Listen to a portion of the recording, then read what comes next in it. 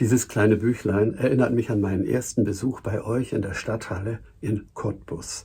Da konnte ich 1998 auf Initiative der Deutschen Schreberjugend einige Szenen meiner Vogelhochzeit auf die Bühne bringen, mit Kindern aus eurer Gegend.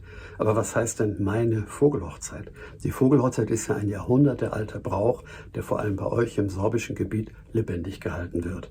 Und ich konnte auch bei meinem zweiten Besuch 2004 einiges darüber lernen. Zum Beispiel, dass die Kinder am 25. Januar in schmucken Trachten durch die Lande ziehen, von Haus zu Haus und eure Vogelhochzeitlieder singen. In Hamburg kannte ich nur das bekannte Lied mit den vielen, vielen Strophen und dem Fidi Ralala.